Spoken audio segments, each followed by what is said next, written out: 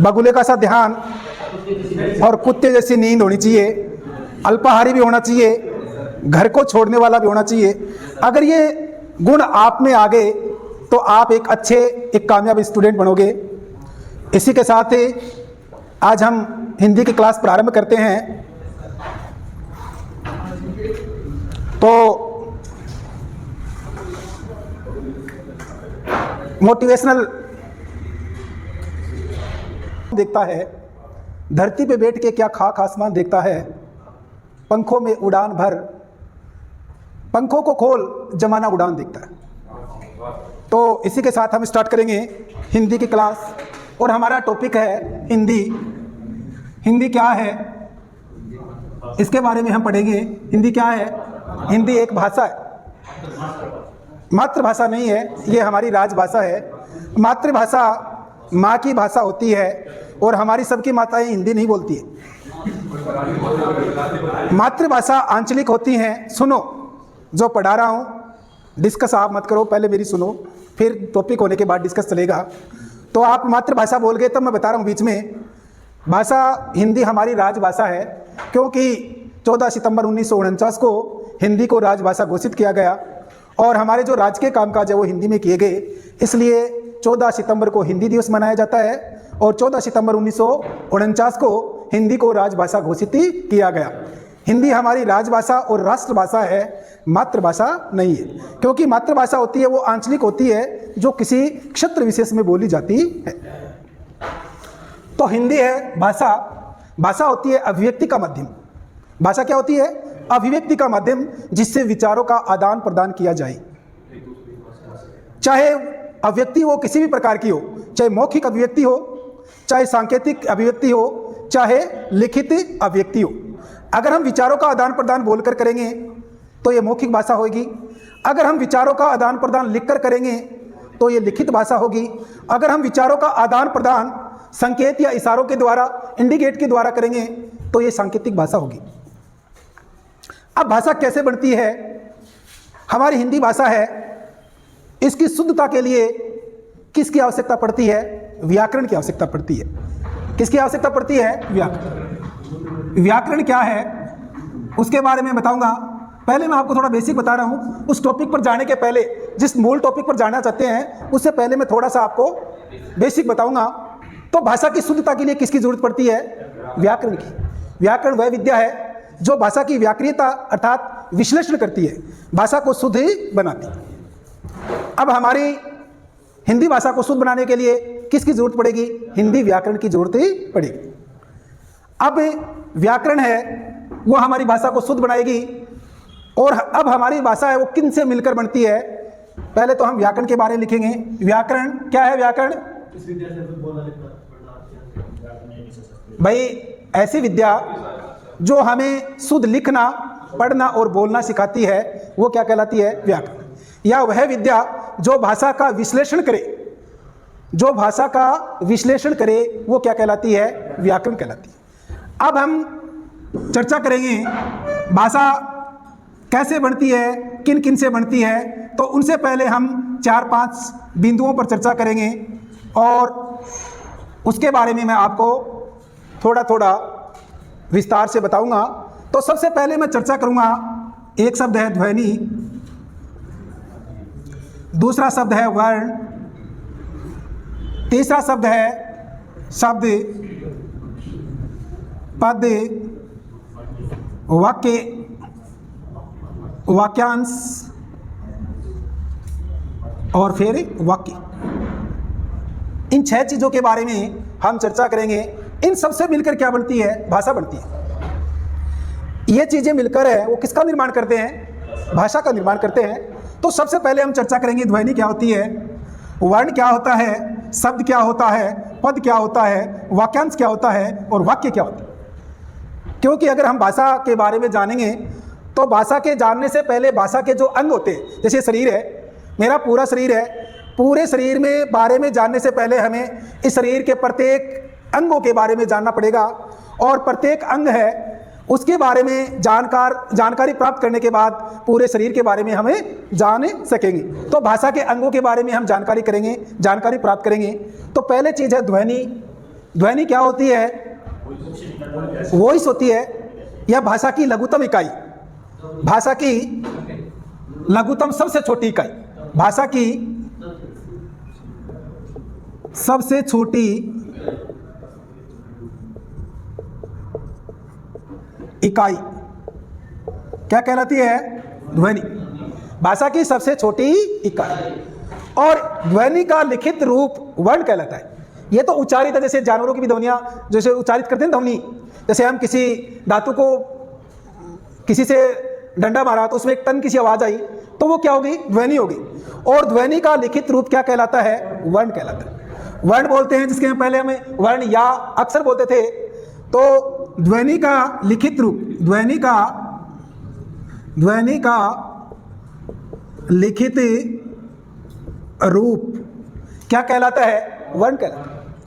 या वह ध्वनि जिसके कोई टुकड़े नहीं हो सके, वह अखंडित ध्वनि जिसके टुकड़े नहीं हो सके, वो क्या कहलाती है? वर्ण कहलाती है। या वर्ण को हम अक्षर भी कह सकते हैं, वर्ण या अक्षर। या ध्वनि का लिखित रूप क्या कहलाता है?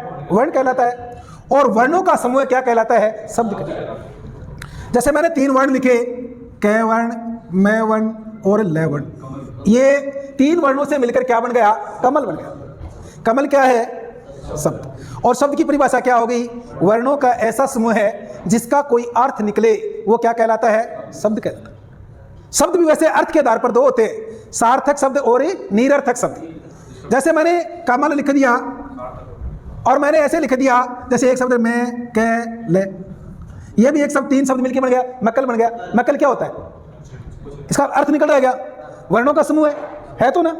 परंतु जहां वर्णों का सार्थक समूह निकलता है, जिसका अर्थ समझ में आए, उसको हम कहते हैं सार्थक शब्द।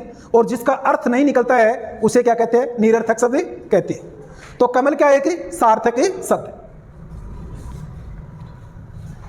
कमल शब्द है वो अपने आप में अधूरा है। क्यों? क्योंकि कमल का कोई स्वतंत्र अर्थ नहीं निकलता। और शब्द को पूरा करने के लिए, अर्थ को समझने के लिए किसका निर्माण किया जाता है? वाक्य का निर्माण किया जाता है। किसका निर्माण किया जाता है? वाक्य का। जैसे मैंने लिखा, अब मैंने पूछा कमल क्या है, तो आप बता नहीं सकते हो कमल क्या है, क्योंकि कमल किसी का नाम भी हो सकता है, कमल फूल भी होता है। और मैंने लिख दिया कि कमल पड़ रहा है और कमल खिल रहा है, तो आप आसानी से बता सकते हो कि कमल, एक कमल तो क्या है? फूल है, और एक कमल क्या है? क्या है? किसी का नाम। तो शब्द अधूरा होता है। शब्द को पूरा करने के लिए किसका निर्माण किया जाता है? वाक्य का निर्माण किया जाता है। अब है पद। पद क्या होता है, इसके बारे में बताओ। किसी को पता पद क्या होता है? जैसे मैंने एक वाक्य लिखा, कमल पढ़ रहा है, और मैंने लिखा कमल खिल रहा है। अब इसमें हमें पता लग गया पढ़ने का काम कमल कर रहा है। ये तो कमल कौन है? किसी का नाम है, और ये फूल है। और इस कमल में हम बता नहीं सकते ये कमल कौन है। अब पद के बारे में बता रहा हूं कि जैसे ये कमल क्या है? एक शब्द। और ये कमल क्या है? ये खिलना, ये रहा, ये क्या है? अब इसको हम क्या बोलेंगे? इसको अकेले को। जैसे इन सबको, जैसे कमल खिल रहा है, इसको तो हमने वाक्य कह दिया, परंतु मैंने इसके नीचे ये लाइन लगा दी और मैंने पूछा कि ये कमल क्या है? ये शब्द नहीं है, ये पद है। जब शब्द को वाक्य में प्रयुक्त कर दिया जाता है तो वो शब्द क्या बन जाता है? पद बन जाता है। इसकी परिभाषा क्या होगी? जब किसी शब्द को वाक्य में प्रयुक्त कर दिया जाता है,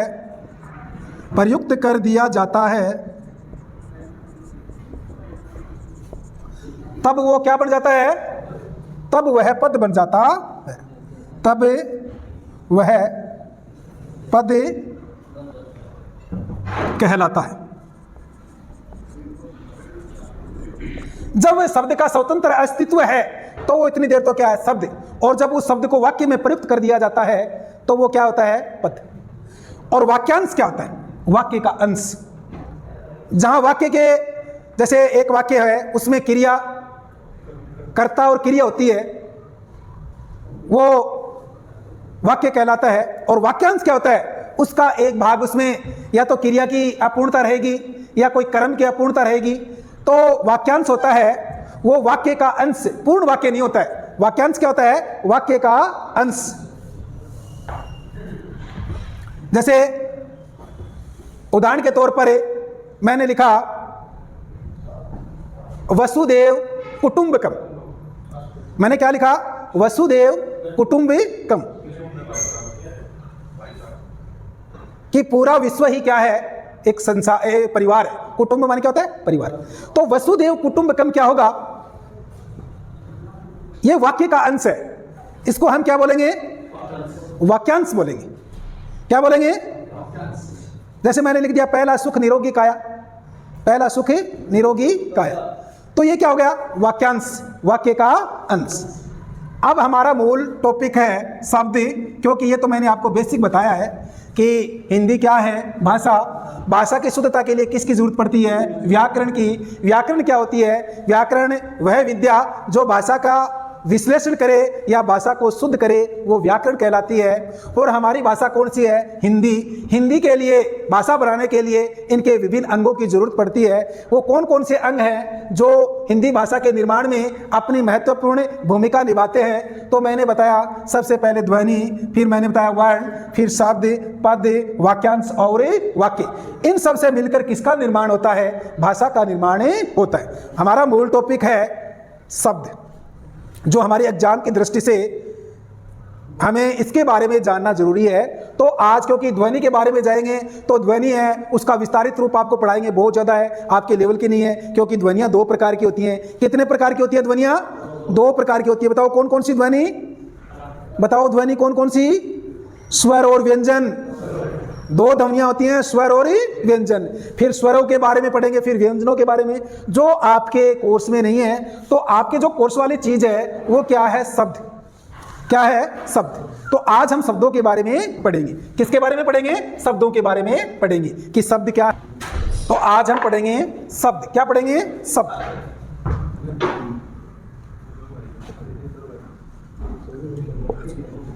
शब्द के बारे में पढ़ेंगे। जो आपके सिलेबस है उसमें शब्द है रूप परिवर्तन के आधार पर शब्द के भेद।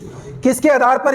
रूप परिवर्तन के आधार पर शब्द भेद है, वो रूप परिवर्तन के आधार पर। इधर देखो बोर्ड की तरफ। रूप परिवर्तन के आधार पर, रूप परिवर्तन के आधार पर, रूप परिवर्तन के आधार पर शब्दों के भेद। रूप परिवर्तन के आधार पर शब्दों के भेद, ये आपका टॉपिक है। अब बताओ रूप परिवर्तन के आधार पर शब्द कितने प्रकार के होते हैं? रूप परिवर्तन के आधार पर शब्द कितने प्रकार के होते हैं? बताओ। रूप परिवर्तन के आधार पर शब्द दो प्रकार के होते हैं। कितने प्रकार के? दो प्रकार के। एक होता है विकारी शब्द और दूसरा होता है अविकारी शब्द। दूसरा क्या है? अविकारी। अब मैं आपको बताऊंगा विस्तार से कि विकारी क्या होता है, अविकारी क्या होता है। विकारी, जहां विकार पैदा हो, विकार पैदा, विकार बदलना, विकार पैदा होना माने बदलना, मूल चीज से बदलना। तो जहां शब्द लिंग वचन कारक के अनुसार बदल जाते हैं, कार्य, वे शब्द जो लिंग वचन कारक के अनुसार बदल जाते हैं। वे शब्द जो लिंग वचन कारक के अनुसार बदल जाते हैं, वो क्या कहलाते हैं? विकार। देखो कैसे, उदाहरण के तौर पर मैं बता रहा हूं। जैसे लड़का स्कूल जाता है, लड़का क्या है कि शब्द, और मैंने लड़का की जगह क्या कह दिया? लड़की। स्कूल जाता की जगह क्या जाएगा? जाति। चेंज हो गया। किसके अनुसार? लिंग के अनुसार। किसके अनुसार? लिंग। लड़का स्कूल जाता है, एक वचन। लड़के स्कूल जाते हैं, बहुवचन। तो जो शब्द लिंग वचन कारक के अनुसार बदल जाते हैं वो क्या कहलाते हैं? विकारी शब्द। क्या कहलाते हैं? विकारी शब्द। और अविकारी शब्द होते हैं उन पर लिंग वचन कारक का कोई प्रभाव नहीं पड़ता। वो न तो लिंग के अनुसार बदलते हैं, न वचन के अनुसार बदलते हैं, न ही कारक के अनुसार बदलते। जैसे मैं बीच में एक उदाहरण बता रहा हूं, अविकारी शब्द जिसको अव्यय भी बोलते हैं, जैसे रमा धीरे धीरे चलती है। अब रमा लड़की है, रमा की जगह क्या आ जाएगा? मोहन आ गया। क्या आ गया? मोहन धीरे धीरे चलता है। बताओ ये धीरे धीरे शब्द बदल रहा है क्या? तो ये धीरे धीरे शब्द क्या है? ये अविकारी है, ये अव्यय है। ये क्या है? अव्यय। ये क्रिया विशेषण अव्यय। कौन सा? क्रिया विशेषण। और क्रिया विशेषण में भी एक रीतिवाचक, क्रिया विशेषण के भी 4 भेद होते हैं, कालवाचक, स्थानवाचक, रीतिवाचक और परिणामवाचक। ये बाद में बताऊंगा मैं आगे। परंतु पहले मैं आपको विकारी और अविकारी के बारे में बता रहा हूं कि विकारी तो वे शब्द होते हैं जो लिंग वचन कारक के अनुसार बदल जाते हैं। अविकारी वे शब्द होते हैं जो लिंग वचन कारक के अनुसार नहीं बदलते। अब बात करेंगे विकारी शब्द कौन कौन से होते हैं और उनका विस्तारित अध्ययन करेंगे। तो विकारी शब्द कौन कौन से होते हैं? विकारी शब्द, विकारी शब्द होता है नंबर 1 संज्ञा, नंबर 2 सर्वनाम,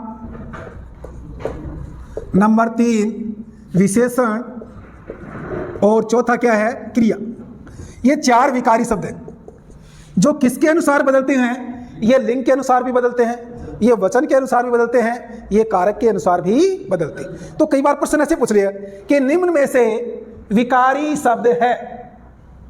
उदाहरण दे दिया, नंबर 1 में संज्ञा, ब में क्रिया विशेषण, संबंध बोधक और समुच्चय बोधक। आप क्या करोगे इसमें? संज्ञा। ये आपको पता है, तब मैंने बता दिया, आपको पता लग गया कि विकारी शब्द संज्ञा, सर्वनाम, विशेषण और क्रिया 4 होते हैं। विकारी शब्द कितने होते हैं? 4। कौन कौन से? संज्ञा, सर्वनाम, विशेषण और क्रिया। अब हम चर्चा करेंगे विस्तार से संज्ञा के बारे में। संज्ञा क्या है? नाउन, जिसको अंग्रेजी में क्या बोलते हैं? हम नाउन बोलते हैं। अब हम चर्चा करेंगे किसकी? संज्ञा। क्या है संज्ञा? किसी का नाम, किसी व्यक्ति का नाम, किसी वस्तु का नाम, किसी स्थान का नाम। क्या है? संज्ञा। इस धरती पर हर चीज क्या है? संज्ञा। ये बोर्ड है संज्ञा, ये पेन है संज्ञा है। अब इसका विभाजन किया गया, क्लासिफिकेशन किया गया है, क्योंकि हर चीज को हम संज्ञा ये कहेंगे कि संज्ञा खड़े हो, संज्ञा को लेकर आओ, संज्ञा इधर आओ। तो इसका विभाजन किया गया, क्लासिफिकेशन किया गया है। तो विभाजन के आधार पर संज्ञाएं 3 प्रकार की होती हैं। मुख्य रूप से संज्ञाएं कितनी प्रकार की होती हैं? 3 प्रकार की। नाउन कितने प्रकार की होती हैं? 3 प्रकार। Proper noun, common noun, abstract noun. Proper noun व्यक्तिवाचक संज्ञा। कौन सी संज्ञा? व्यक्तिवाचक, व्यक्तिवाचक संज्ञा। दूसरा है जातिवाचक,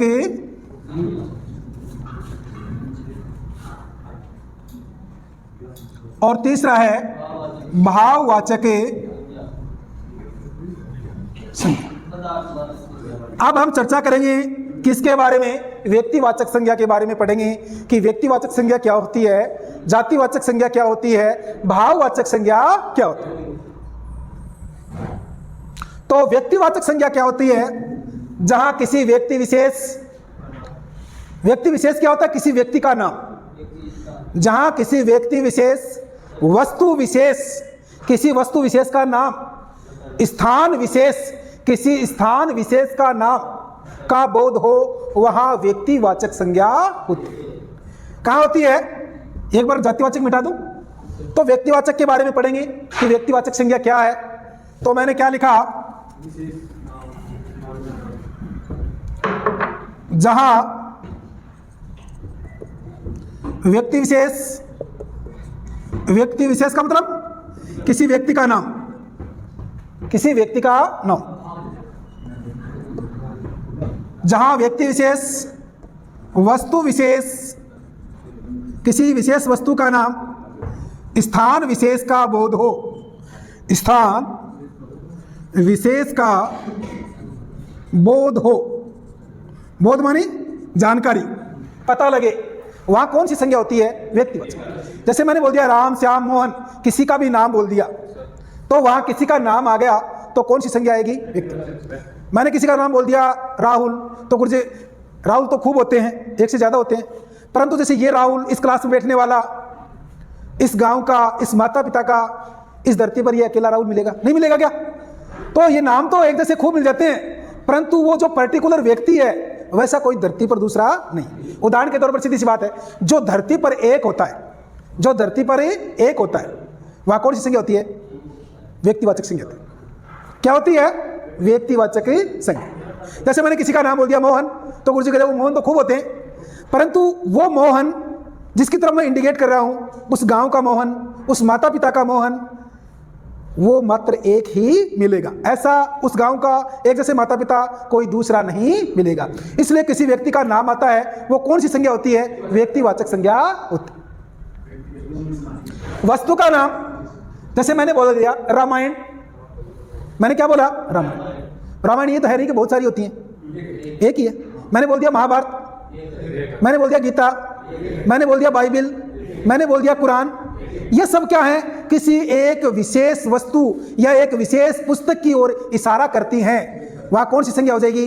व्यक्तिवाचक। मैंने बोल दिया ताजमहल, एक है, ताजमहल को आपके घर बना ले, वो कहते भाई हमारा भी घर ताजमहल है, तो वो जैसे ताजमहल की नकल पर कोटा में वो उसकी मिनीचर बनाई गई है, उसको हम ताजमहल नहीं बोलेंगे। जो आगरा में यमुना नदी के किनारे है, उसी ताजमहल की तरफ हम इशारा कर रहे हैं। तो ताजमहल है, लाल किला है, राम मंदिर है। जैसे मैंने कहा राम मंदिर तो खूब होते हैं गांव में, परंतु जो अब अयोध्या में जो राम मंदिर बना है वो क्या है? एक। इसलिए किसी व्यक्ति विशेष, वस्तु विशेष और स्थान विशेष का, जैसे स्थान है, जैसे झुंझुनू नाम है, तो ये झुंझुनू इस डिस्ट्रिक्ट, जो इस राज्य का, स्टेट का झुंझुनू, या पूरे विश्व में ये झुंझुनू अकेला अपना अलग वजूद रखता है, इसलिए इस शहर का नाम क्या है? झुंझुनू। तो ये भी कौन सी संज्ञा हो गई? व्यक्तिवाचक। मैंने कहा गुरुकुल एकेडमी झुंझुनू, और इसका मैंने एड्रेस बता दिया, इस एड्रेस पर तो यही अकेली है। तो जहां किसी पर्टिकुलर नाम आ जाए, किसी विशेष वस्तु का या स्थान का जहां नाम आए, वहां कौन सी संज्ञा आएगी? व्यक्तिवाचक संज्ञा होगी। यह ध्यान में रखना। जातिवाचक क्या होती है? समूह का बोध कराती है। जातिवाचक संज्ञा है, किसका बोध कराती है? समूह का बोध कराती है। जैसे मैंने कहा लड़का, यह लड़का में कौन सी संज्ञा है? जातिवाचक। मैंने कहा गाय, गाय में कौन सी संज्ञा है? और मैंने कहा कामधेनु, व्यक्तिवाचक। एक गाय जो स्पेशल अपना अलग स्थान रखती है, तो वहां कौन सी हो गई? व्यक्तिवाचक। मैंने कहा शहर, जातिवाचक। और मैंने कहा झुंझुनू,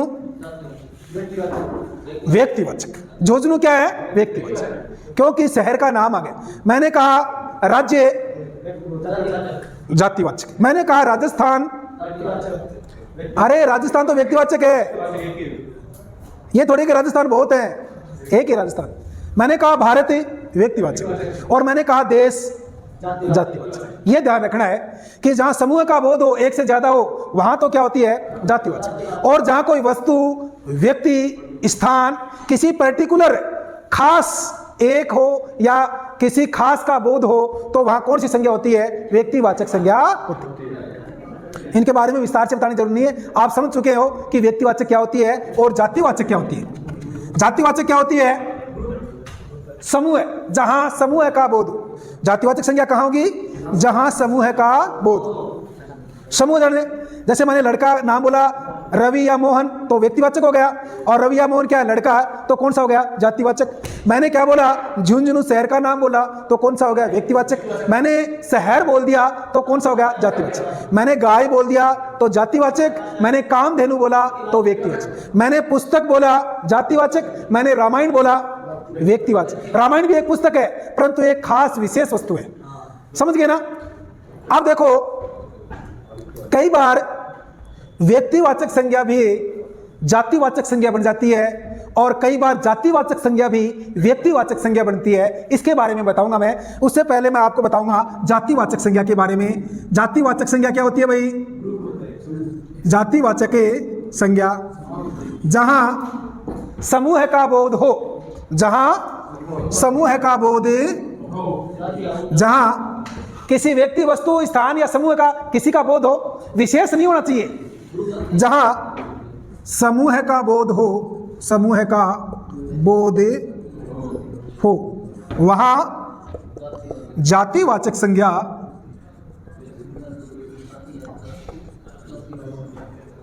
होती। समूह का बोध, जैसे उदाहरण के तौर पर, जैसे गाय, शहर, राज्य, पुस्तक, ये सब क्या हो गए? बच्चा, ये सब क्या हो गए? जातिवाचक। समूह का बोध हो, वहां कौन सी संज्ञा हो जाएगी? जातिवाचक। अब जातिवाचक और व्यक्तिवाचक में अंतर कराऊंगा। कुछ संज्ञा ऐसी हैं वो दिखने में जातिवाचक संज्ञा जैसी लगती है परंतु वो व्यक्तिवाचक संज्ञा होती हैं।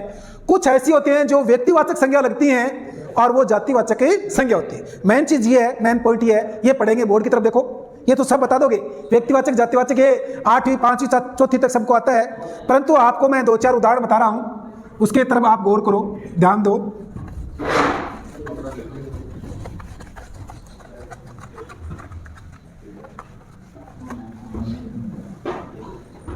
मैंने लिखा, आज देश में जय चंदों की कमी नहीं है। जय चंदों की कमी नहीं है। अब मैंने लिख दिया जयचंद में कौन सी संज्ञा है? अब कदे सर इसमें तो जयचंद व्यक्ति का नाम आ गया, इसमें व्यक्तिवाचक नहीं है, इसमें क्या है? जातिवाचक। क्योंकि यह शब्द है वे एक देशद्रोही के रूप में रूढ़ हो गया है, इसलिए यहां कौन सी संज्ञा आ गई? जातिवाचक। मैंने कहा कि नारद जी,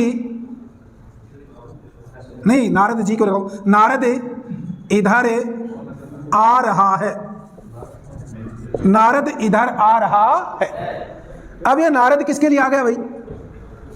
नारद ये तो है नहीं कि हम लोग से इधर आ रहे हैं। नारद जी देवता वो तो है नहीं, कोई चुगलखोर आ रहा है कि जो चुगली बिठा के जाएगा भाई, क्या नारद आगे, गांव में नहीं कहते ऐसा कि वो नारद आगे दुआर बिठा जाओगे ना, तो भाई एक दूसरे को लड़ाने वाला नारद होता है, लड़ाने का काम करता है। तो नारद इधर आ रहा है, तो इसमें नारद ये मुनि नारद नहीं है, उसके भाई उसके अवगुणों की तरफ इशारा किया गया है, इसलिए यहां नारद में क्या आएगी? जातिवाचक संज्ञा। समझ गए? आप बड़े हरिश्चंद्र बनते हो, मैंने क्या कहा? आप बड़े हरिश्चंद्र बनते हो, तो बताओ हरिश्चंद्र में क्या आएगा? जातिवाचक, व्यक्तिवाचक, ये बताओ मेरे को। आप बड़े हरिश्चंद्र बनते हो, जातिवाचक। वो सत्य हरिश्चंद्र के लिए इशारा नहीं होता है। आप बड़े हरिश्चंद्र मानी बहुत सत्य बोलते यार, बहुत हरिश्चंद्र बनते हो, है ना? आप हमें उसको रूढ़ के रूप में प्रयुक्त कर रहे हैं, वहां उनकी सत्यता की तरफ उनको ले जा रहे हैं। वो हरिश्चंद्र खुद नहीं है, परंतु हम उनसे तुलना कर रहे हैं, इसलिए यहां कौन सी संज्ञा आ जाएगी? जातिवाचक। ये ऐसे शब्द हैं जो व्यक्तिवाचक संज्ञा जैसे प्रतीत हो रहे हैं और फिर भी यहां क्या होती है? जातिवाचक संज्ञा होती है। जैसे एक व्यक्ति विशेष के लिए रूढ़ हो जाते हैं, इसलिए जातिवाचक संज्ञा होते हुए भी वो क्या बन जाते हैं? व्यक्तिवाचक संज्ञा बन जाते हैं। उदाहरण के तौर पर देखो,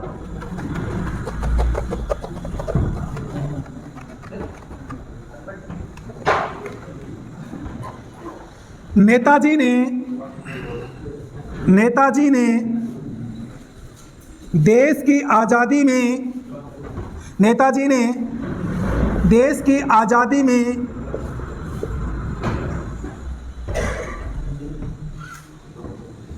नेताजी ने देश की आज़ादी में अमूल्य योगदान दिया, अमूल्य योगदान दिया।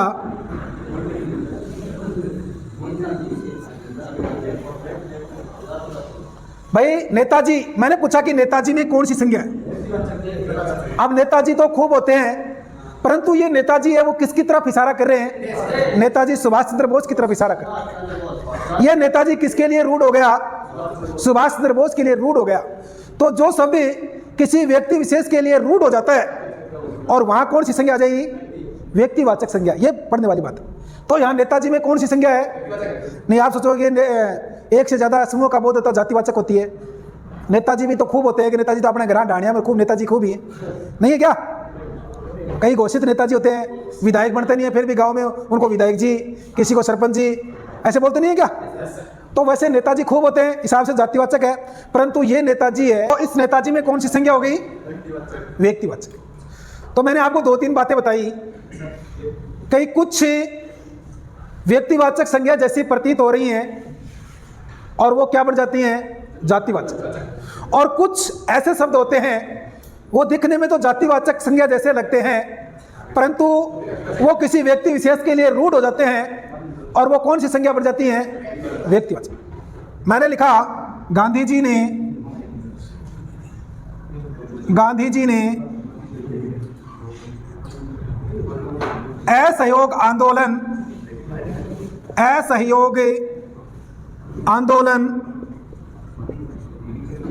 प्रारंभ किया। अब इतिहास का नॉलेज हो गया तो सोचा कि असहयोग आंदोलन तो महात्मा गांधी ने किया था, परंतु मैंने गांधी जी के, जैसे ये साहित्य की बात कर रहे हैं, व्याकरण की बात कर रहे हैं, उस हिसाब से पूछ रहा हूं। हिसाब से तो गांधी जी में कौन सी होनी चाहिए? जातिवाचक। परंतु यहां गांधी जी कौन? गांधी जी मोहनदास करमचंद गांधी। ये गांधी जी शब्द है वो किसके लिए रूढ़ हो गया? मोहनदास करमचंद गांधी। वरना गांधी तो खूब है भाई, नहीं है क्या गांधी?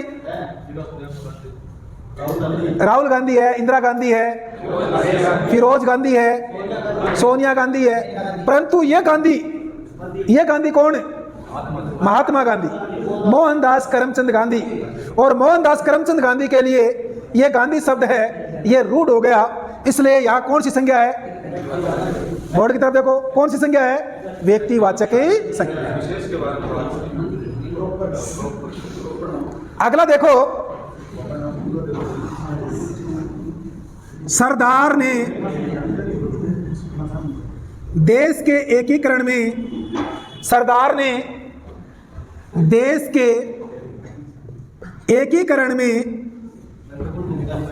महत्वपूर्ण योगदान दिया। पीछे आराम से सर।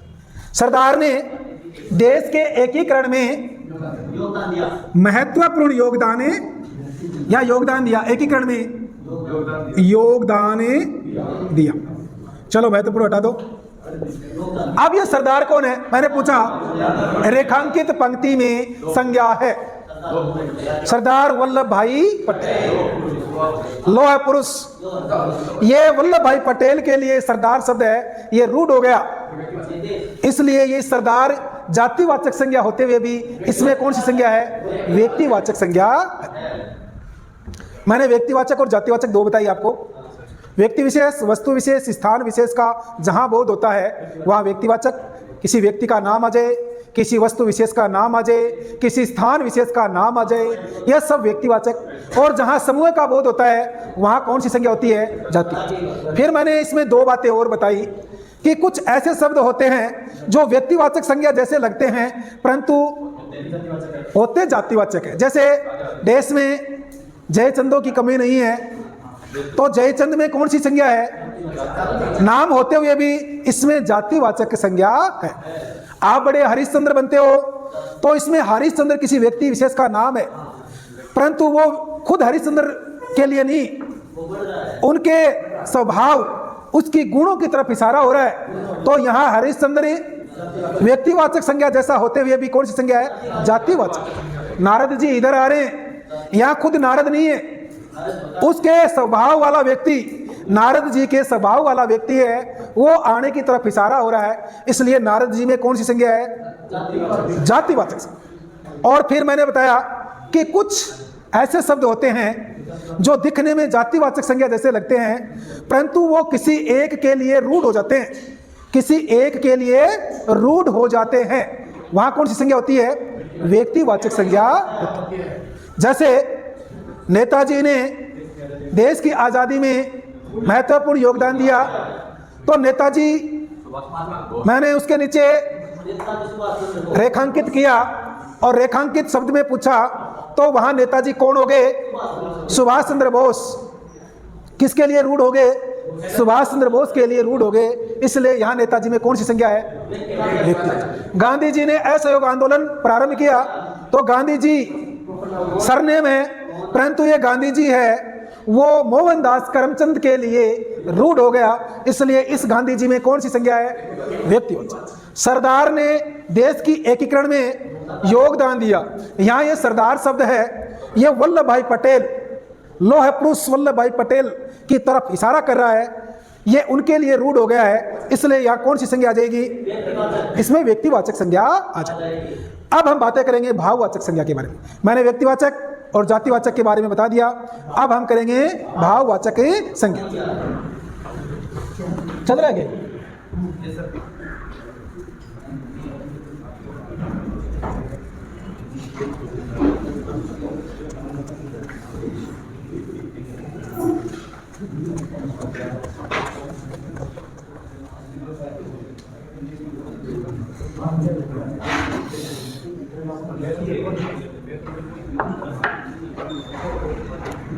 संज्ञा का तीसरा भेद कौन सा हो गया? मैंने पहले बताया व्यक्तिवाचक, दूसरा बताया जातिवाचक और तीसरा मैंने बताया भाववाचक। जहां किसी व्यक्ति वस्तु के गुण, दशा, अवस्था आदि का बोध हो वह कौन सी संज्ञा होती है? जहां किसी व्यक्ति के गुण, व्यक्ति या वस्तु के गुण, दशा या अवस्था का बोध हो, वह कौन सी हो गई? वह भाववाचक संज्ञा होती है। जैसे आपको एक मैं नियम बताता हूं कि जहां त्वय, पन, आस, आपा, ई प्रत्यय युक्त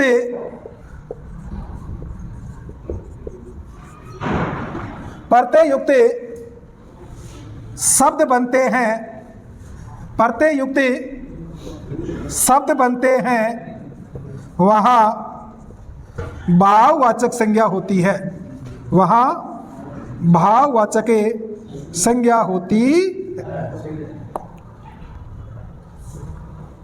जैसे मैंने कहा अपनत्व, अपनत्व क्या होगा? अपने होने का भाव। मैंने कहा लड़का, लड़का से लड़कपन हो गया। मैंने कहा मिठास, मीठा में आस, मिठास, मीठा होने का भाव। मैंने कहा मोटापा,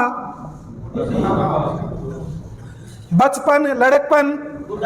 मैंने कहा दूरी, दूरी, दूर से दूरी बढ़ गया, ये लग गया इसमें। आपा, आस, त्वय, पन, इस प्रकार के जो शब्द जहां लग जाते हैं, इस प्रकार के प्रत्यय, जहां प्रत्यय जानते हो क्या? शब्द के अंत में लगने वाले शब्दांश जो शब्द में परिवर्तित करते हैं वो क्या कहलाते हैं? प्रत्यय। तो जैसे अपनत्व, अपनापन, लड़कपन, मिठास, मोटापा, दूरी, बचपन, बचपन, ठीक है ना? खटास, खटास हो गया, मिठास हो गया, लड़कपन हो गया, बचपन हो गया, दूरी हो गई, नजदीकी हो गई, दूरी, नजदीकी, इन सब में क्या हो गई? भाववाचक संज्ञा। जहां अपनेपन का भाव हो अपनत्व, लड़के का लड़कापन का भाव हो लड़कपन, बच्चेपन का भाव हो बचपन। तो जहां त्वपन, आशा, आपा, ई, इस प्रकार के प्रत्यय से जो शब्द निर्मित होते हैं वहां कौन सी संज्ञा होती है? भाववाचक संज्ञा होती है। तो जहां किसी व्यक्ति या वस्तु के गुण, दशा या अवस्था का बोध हो वहां भाववाचक संज्ञा होती है। जहां त्वय, पन, आस, अपा, ई इत्यादि वही और भी है प्रत्यय युक्त शब्द बनते हैं, वहां भाववाचक संज्ञा होती है। अब देखो, कई बार जो जातिवाचक संज्ञाएं हैं या भाववाचक संज्ञाएं हैं वो भी जातिवाचक संज्ञा बन जाती है। ये बता रहा हूं मैं कि भाववाचक संज्ञा भी क्या बन जाती हैं? जातिवाचक संज्ञा बन जाती है। जैसे दूरी है, दूरी कौन सी संज्ञा है? दूरी, दूरी भाववाचक संज्ञा। दूरी क्या है? भाववाचक। और जब भाववाचक संज्ञा को बहुवचन में प्रयुक्त कर दिया जाता है तो वह जातिवाचक संज्ञा बन जाती है। नीचे एक नोट लिखेंगे हम, जैसे दूरी का क्या हो जाएगा? दूरियां। ये दूरियां कौन सी होगी? जातिवाचक।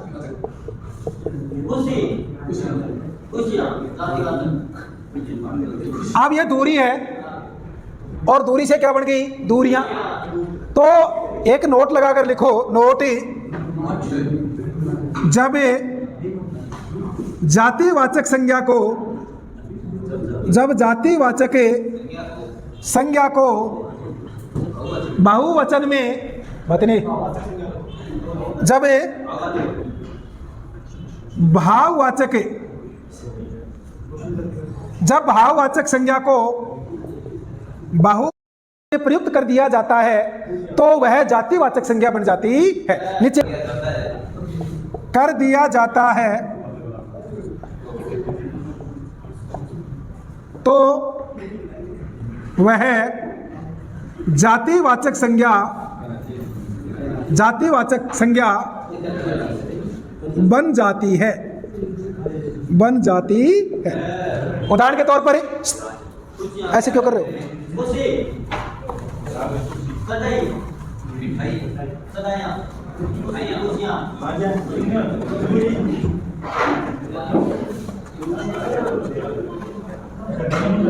बातें नहीं रे, थोड़ी देर की बात है।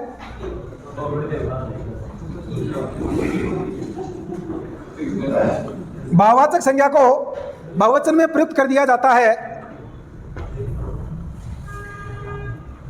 तब वह जातिवाचक क्या बन जाती है? जातिवाचक। उदाहरण है, जैसे दूरी है, दूरी से क्या होगा? दूरी वैसे कौन संज्ञा है? भाववाचक संज्ञा। और दूरियां क्या हो गई? नजदीक, नजदीकी, नजदीकियां। मजबूरी, मजबूरियां, मजबूरी और मजबूरियां। तो ये सब क्या हो गई? ये सब भाववाचक संज्ञा से क्या बन गई? जातिवाचक संज्ञा बन गई। कई बार द्रव्यवाचक शब्द आ जाए, जैसे घी है, पानी है, तेल है। अगर इन शब्दों को स्वतंत्र रूप से पूछा जाए तो ये जातिवाचक संज्ञा है, द्रव्यवाचक संज्ञा के अंतर्गत आते हैं। अगर इन्हें जातिवाचक संज्ञा ऑप्शन है और द्रव्यवाचक संज्ञा आ गया और तेल के बारे में पूछ लिया, जैसे तेल में संज्ञा है, ऑप्शन आ गया जातिवाचक, व्यक्तिवाचक, भाववाचक और द्रव्यवाचक, तो आप इसमें क्या करोगे? द्रव्यवाचक ही करोगे।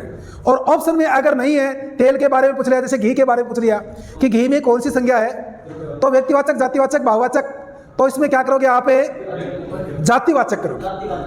क्या करोगे? जातिवाचक। और अगर द्रव्यवाचक ऑप्शन में है तो द्रव्यवाचक करोगे। तो आज हमारी संज्ञा हो गई।